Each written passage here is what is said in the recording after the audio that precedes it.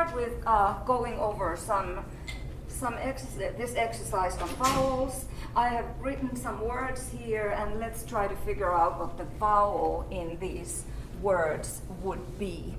So the first word, and I'm not going to read it. So what is the vowel there? Read it aloud. So which vowel do we have?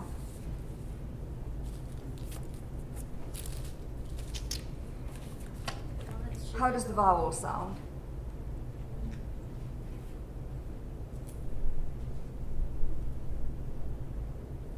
It's not a silent vowel. How does it sound? Ooh. Yes, that's it. And it is this one. So is it tense or lax? Tense. Tense. Is it high or back? I mean high or low. I'm sorry, I'm mixing my dimensions here. High or low? High. Is it front or back? Front. No? It's front. It's back. If you say ooh, ooh, you can kind of feel that at the velum, you have the tongue not, of course, touching, because the tongue doesn't touch any place in the mouth when we produce the vowels, but it's there at the back. So we have a high back, and we decided it's tense. But is it rounded or unrounded? What do you do with the lips? Do you round them or not? Round. Yes, you round them. So we have a high back, rounded, tense vowel. Okay. We didn't say lax before. We didn't. Okay. Yes. Okay. What about this? How does this word sound? Say it aloud. And now isolate the vowel. So, would you say it's this one? Does it go from A to U, like ah, or would it just be the A? It would be the single monophthong. So caught, caught. Does somebody here say it with rounded lips? Caught, caught. Anyone? So would you rather say caught or caught? Former or latter? Are you all happy with the caught pronunciation? Okay. Yeah, I tend to sometimes pronounce it with this or caught. I caught the flu. But very often it's pronounced with this. And let's describe this vowel. Is it high or low? Low. Is it front or back? Back. Yes. Is it rounded or unrounded? Unrounded? Unrounded. Tense or lax? Lax. Yes. All right. So what about this one? Caught. Would it be the same? Yes. So these two would for very many people, would be homophones. They would sound exactly the same. Caught. What about this vowel here? How does it sound? Yes. And how do we indicate that it has a special symbol?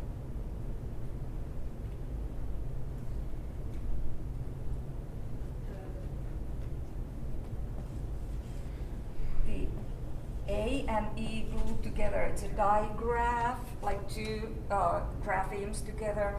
Does anyone remember? It's an old runic symbol. What is it called? An ash. Ash. If you take Old English, you'll see this all over the place. And then in this letter, how does this sound? E, okay. And is E high or low? High. Front or back? Front. Tense or lax? Tense. Rounded or unrounded? Okay, I'm going to show you a trick.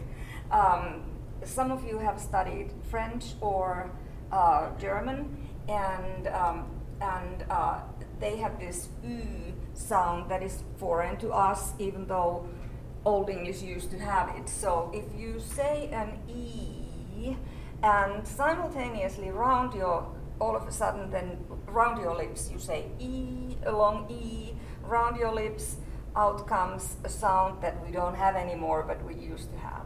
So let's try it. E.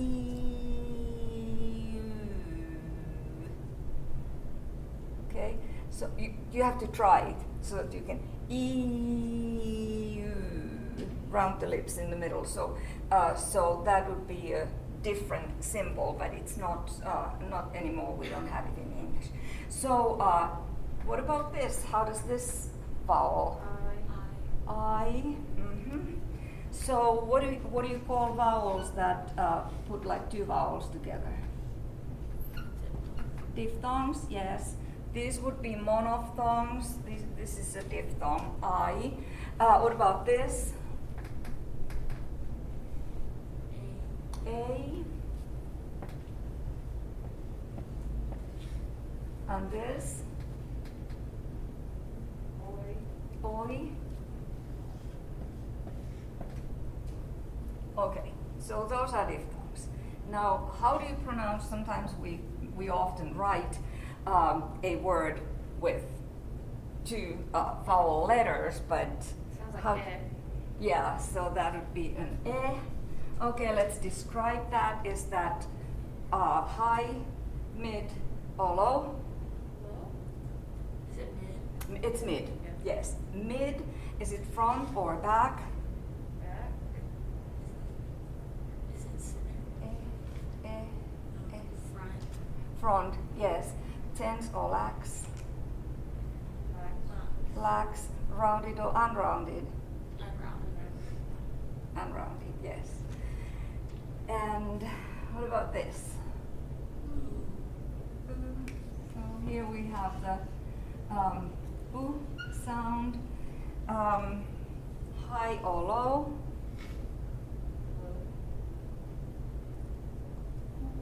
High.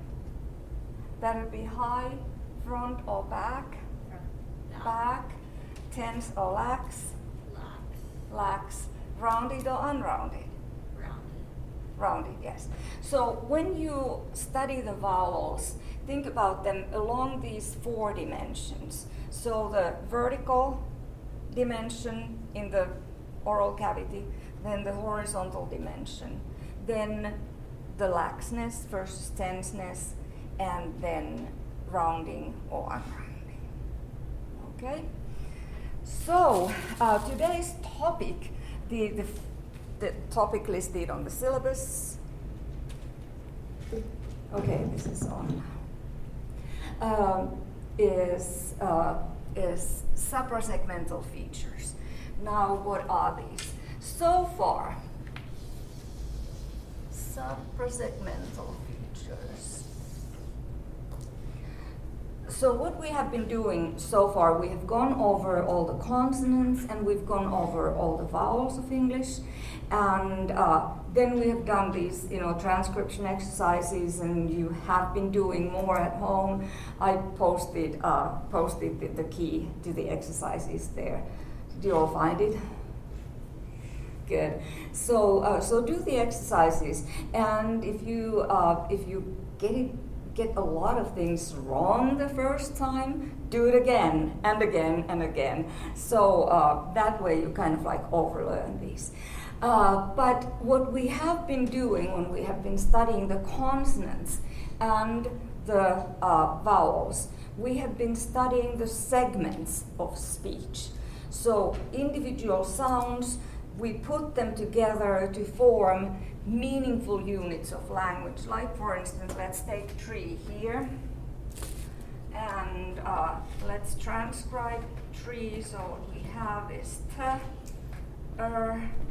and e. So we have three sounds, three phones in a row, making a word, tree, t, e. So these are the segments that we've been talking about, individual consonants and individual vowels. And now we're going to be talking about a little bit about suprasegmentals, which means that we're going beyond the segments. Because the segments, of course, we need the segments, we need the sounds, the consonants, and the vowels in order to come up with language. But suprasegmental features add a dimension on top of the segmental features that we've been talking about, and they kind of run. They extend, they kind of like ride on top of the other features. And they may extend across numerous phonetic segments. They may extend across these different segments that we've been learning, consonant sounds and vowel sounds. And different languages resort to slightly different suprasegmental features. And what are these features? We'll be looking at four of them, or there are four: length of the sound, the intonation, the tone, and the stress. Now, English does not use all of these. For instance, we'll start from length, and you've got some good examples in your book, and English does not. English used to use length as a suprasegmental feature, so that the length of the sound could make a distinction between the word's meaning. And usually the example that I give in the history of English class is that in Old English, two words, God and God, meant two different things in Anglo-Saxon, in Old English. God was God and God was good. So God versus God. Now, present-day English speakers don't typically even pay attention to this length thing, but in Old English it made an important distinction in the meanings of, could make an important distinction in the meanings of words. But English developed so that nowadays we have the tense versus lax distinction, and the quality of the vowels distinguishes the meanings of words, not the length, even though which ones tend to be longer, tense or lax vowels? Tense or lax vowels, which tend to be longer, slightly longer? Tense vowels, yes, like heat versus hit. Heat, tense vowel tends to be slightly longer, but that's not the distinctive feature, it's the quality of the vowels today. But let's look at examples of languages, or a language that uses length extensively as a suprasegmental feature. That, it's not a segmental feature, it's a suprasegmental feature. And the examples come from my first language, from Finnish, because Finnish is probably the best example to show the working of length, because Finnish uses that very extensively. Finnish does not use consonant clusters. not often, tends to avoid consonant clusters, like, clusters of multiple consonants.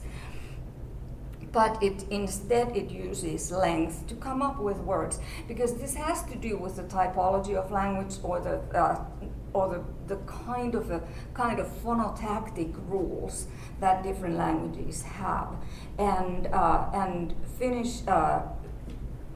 Avoiding consonant clusters, there needs to be something else that the language can use in order to come up with, more meanings, more words, and so on. So here's an example.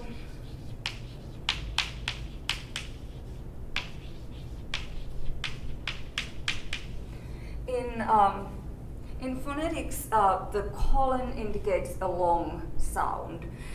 In Finnish orthography, you would just write it with, 2 U's and this with 2 T's. So we have 3 words here, and this is muta, meaning mud. This is muuta, meaning other. The partitive form, the object form of other. And mutta is the coordinating conjunction but. So we've got 3 different meanings, and the distinctions between these 3 words is made simply by lengthening one of the segments. Okay? So muta, no lengthening there. Mud, obviously a borrowing from a common source, muta, and here muuta, other, and here mutta. You don't release the ta, you just hold it longer. Mutta, mutta, mutta. Okay. So if I I can vouch that I'm pronouncing this correctly. We'll have examples from other languages which I cannot vouch, but these ones I will, because that is my native language. So pay attention to the distinctions. Muta, muta, mutta. Muta, muta, mutta. Muta, muta, mutta. Muta, muta, mutta. If it sounds like 3 very similar words to you, that's how it's supposed to be, because you didn't grow up speaking Finnish and hearing Finnish and paying attention to the fact that by lengthening a segment, you can get another meaning for the word. So you really have to pay attention to it. A lot of people who learn Finnish as adults tend to struggle with this a little bit. And here's another example. Tapan, tapan, tapan, tapan, tapan, tapan, tapan, tapan. And this means I kill. And this means I meet. So it sometimes can be very kind of devastating if you make a mistake in assigning a short vowel instead of a needed long vowel. If you want to meet someone, I meet you, may become I kill you. So tapan, tapan, tapan, tapan. Another example.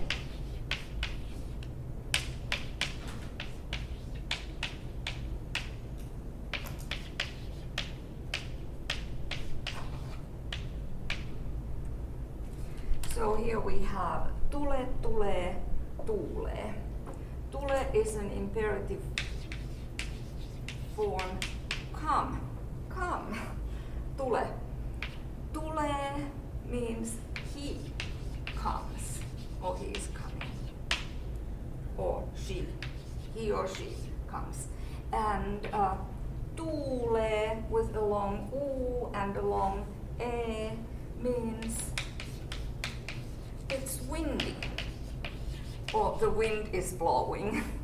So tule, tulee, tuulee, tule, tulee, tuulee. Do you hear those clearly as separate words? Yeah, good. Tule, come. Tule, he or she comes. Tuulee, it's windy. All right. So that is length. And it's very convenient because you don't have to add a new segment, you don't have to add a new sound to come up with a new word. You use the existing sounds, consonants or vowels, and you just make them either long or short. So when we form the English consonants, we are doing these 4 dimensions, the vertical distinction, high, mid, low, the horizontal, front, central, back, tense, lax, and rounded, unrounded. Now, if we added length here, kind of like went back to what Old English did, we could add more words, but we do other things, so we don't need. And English uses a lot of those consonant clusters, which my first language doesn't use, and that's also a way of adding to the vocabulary. The possibilities are kind of added. Okay, let's talk about intonation next. So English does not have length anymore. It's one of those things that has changed over the centuries of the language.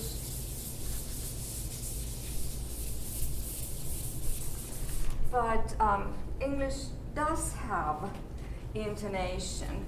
So what is intonation? Intonation is the rises and falls in the pitch. And the pitch is the frequency of the rate of the vibration of the vocal cords. The frequency of the rate of the vibration of the vocal cords is pitch, and intonation is changes, rises and falls in the pitch.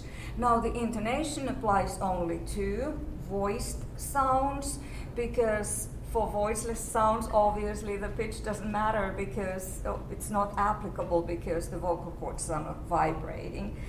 So let's give an example of what English can do with intonation. What day is it today? Today is Wednesday.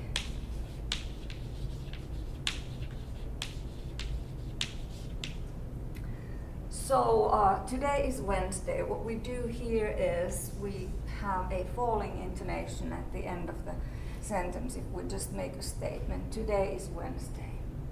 Now, without making this into a yes-no question like, is today Wednesday, or what day is it today, a WH question, try to make these exact same words in this order into a question if you aren't quite sure if today's Wednesday or not. So what do?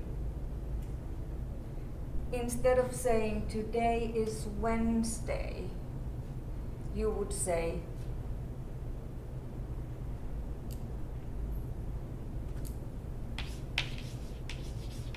like questioning this fact.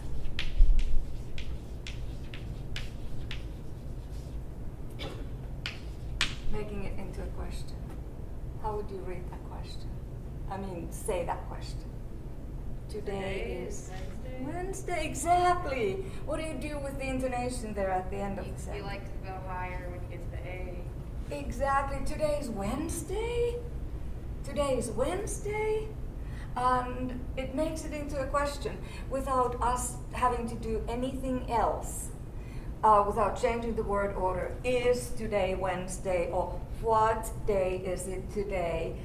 We just change the intonation pattern. Today is Wednesday. Okay, so use the rising intonation there at the end, and we make it into a question. So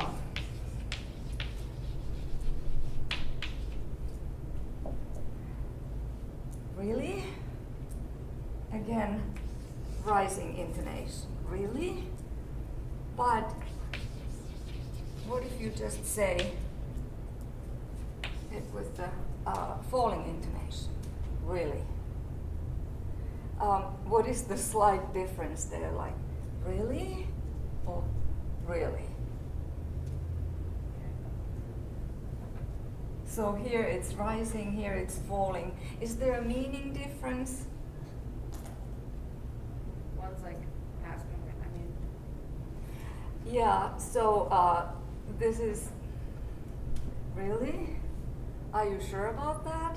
And then, really. It's kind of like, isn't it a little bit like more amazement or even a little bit of criticism here? Really, if you use the falling intonation. I'm not sure. It's somebody must have studied that too, but okay, so that's intonation, and you can see how we can add meanings with this suprasegmental feature, which overrides the segmental features, and then from a statement we get a question, and so it's quite convenient. So English uses intonation. The changes in the frequency of the pitch. So this is what English uses. Let's talk about tone, which we do not use in English, but it's a prominent feature in many of the world's languages. For instance, Mandarin, Chinese, one of the Chinese dialects, Mandarin. Also another one, Cantonese, another Chinese dialect. Vietnamese, Thai, and some Bantu languages in Africa use also tone. Some American Indian languages, Apache and Navajo, for instance, use tone. Now, what is tone? English does not use it, so I'm going to put it in parentheses because English doesn't use it, but it's a cool feature of many languages, which allows us to, changes in the tone allow the speakers of those languages to add meanings, new words. And the prototypical example comes from, do we have any Chinese speakers here? Anyone who has studied Chinese? Yes, and I usually have Chinese exchange students, but of course now this is a different kind of semester. So I just realized I usually have somebody who speaks Chinese as a native language sitting in this class and who can demonstrate that. So now I have to apologize. I don't speak Chinese, but I'll do my best. So in Chinese, just a gross generalization. Are Chinese words, do they tend to be long or short? Sure. They tend to be short. Okay, so what do you do if you have very short words? You kind of have to add something else in order to add to the word stock of the language. So what Chinese does, they have tone that will change the meaning of the words that have identical segments. So in these words, this would be 4 different words in Chinese, but they use the same segments, the same segmental features. The the bilabial nasal, and ah, okay? But you add tone to this, and you get 4 different words. So if you use a high level tone, this means mother. If you use a high rising tone, it means hemp, like rope material. If you use a low rising, first going low and then going up, it would mean horse, and tone that goes down would be meaning to scold. And I'm gonna try this, but I apologize to all people who know Chinese. I'm just giving it a try. So high level tone, ma, meaning mother. High rising, ma, hemp. First low and then high, mao. ma, sorry, and then falling ma.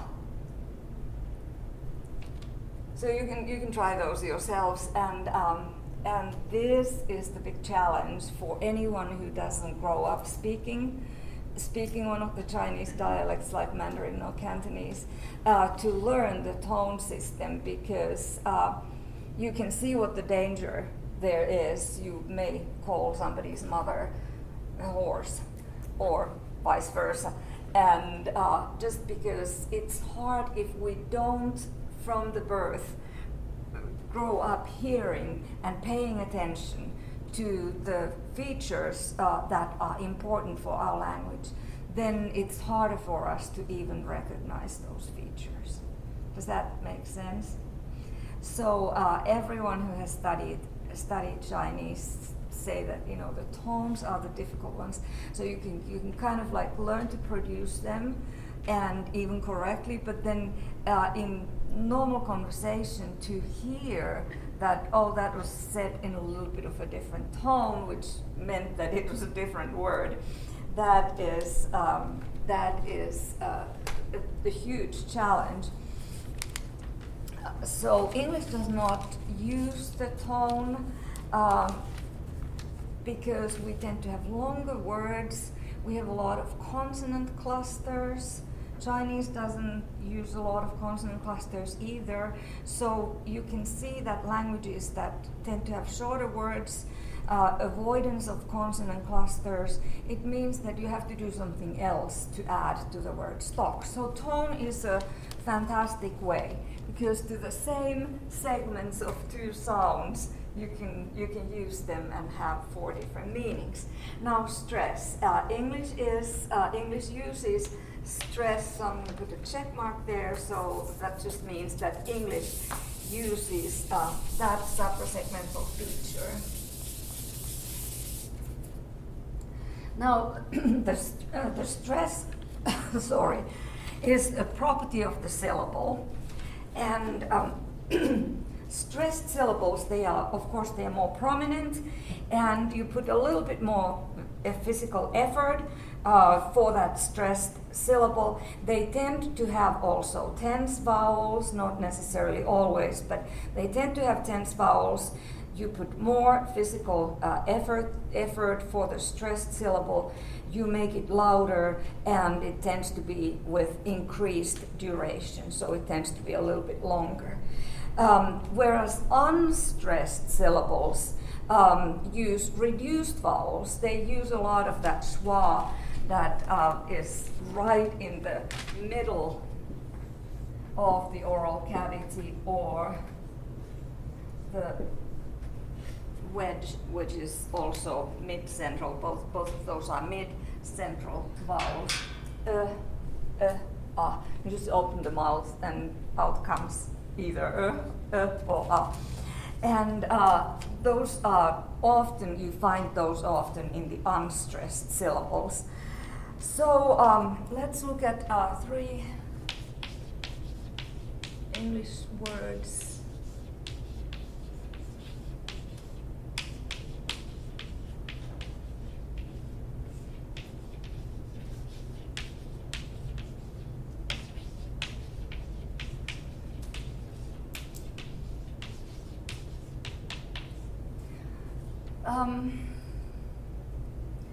Where do you put the stress on the first word?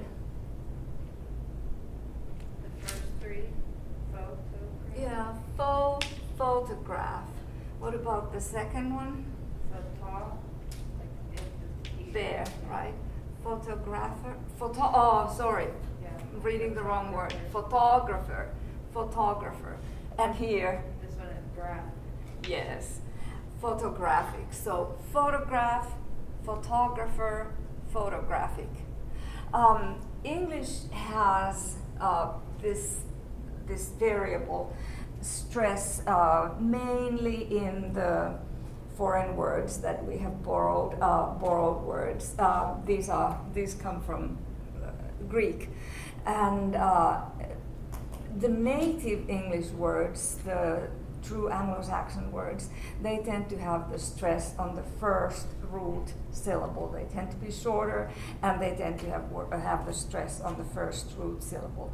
But because we have borrowed a lot of words, this was especially during the early modern English times, Shakespeare's times, English borrowed a lot of words from Greek and Latin, from classical languages, and together with those words, English borrowed also the stress pattern. So we've got the stress that you kind of, you know, as native speakers, you know where the stress goes, but sometimes I have to actually ask, so how do you pronounce this word? Where does the stress go? First, second, third syllable. But this doesn't, because these words are different anyway. They mean different things, and they have, you know, morphological differences. Here we have an adjective, here we have a noun, and this is also a noun, could be a verb too. But let's look at something where we don't change anything, but with the change of the stress, we get a different meaning. So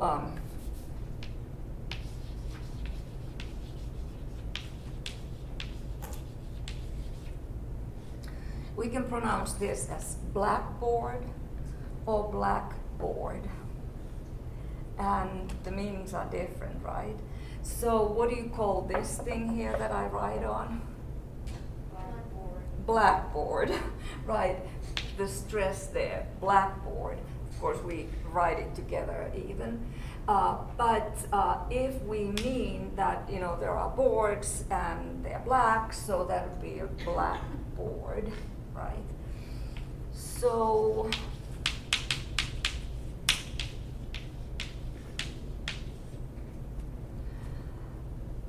if we're talking about Donald and Melania, they live in the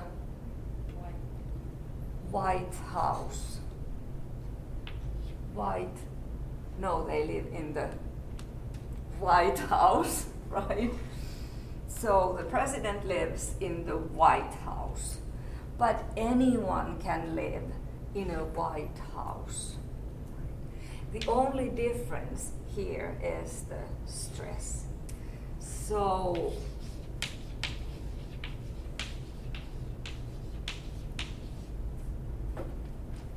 if we're talking about the place where you grow the tomatoes, how do you pronounce this phrase then?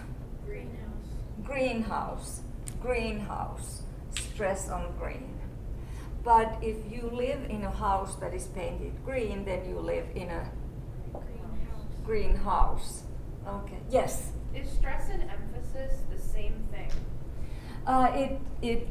We can say it is, yes. So you put the emphasis, you put the stress on one of the words, and you get a slightly different meaning.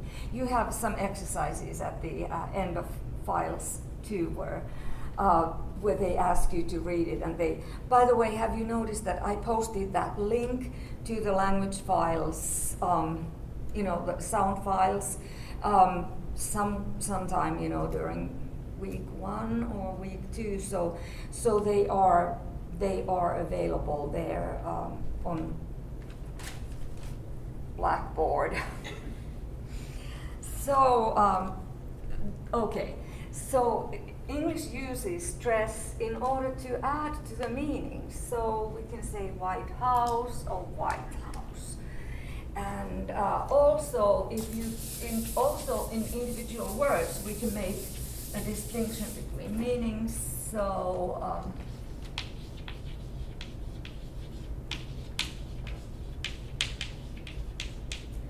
same segments, but the stress makes a difference.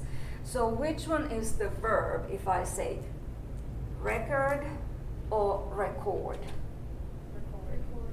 Record is the verb. The vowels change a little bit, because when we put the emphasis on record, then this becomes an E, record. But if we talk about a record, then this will be it will be record. and then this becomes reduced. So the unstressed vowels become reduced, schwa-like, lax vowels, but the emphasis kind of changes. So record the verb, record the noun. Same thing here, subject versus subject. Don't subject me to that would be the verb, and then what is the subject of today's lesson? Okay, so we do these things with stress by putting the emphasis on either one or another syllable, and we get a different meaning. So it's a fantastic way of adding to the resources of the language. Now there are some languages that always put the stress on a predictable, almost always on a predictable syllable. My first language always has stress on the first syllable, always. And Czech is the same way. So Czech also has the stress always on the first syllable. French, where does French, any French learners here, where does French put the stress? To the beginning or the end of the word? There's a Paris in Texas, but in France it's Paris, right? So it's this, and French uses word final stress. The stress goes to the last syllable, almost always. And there are some languages that actually have the stress on the penultimate syllable, like Welsh, for instance. Okay, so this is suprasegmental features, and you see how they work. They give us more resources to add to the word stock of the language. I think this might be a good place to stop today. And next time, start reading the phonology chapters and just follow the syllable, not syllable, but syllabus. And we'll see you next week again. We'll talk about phonemes and allophones. So those are the next subjects. Okay, thank you guys.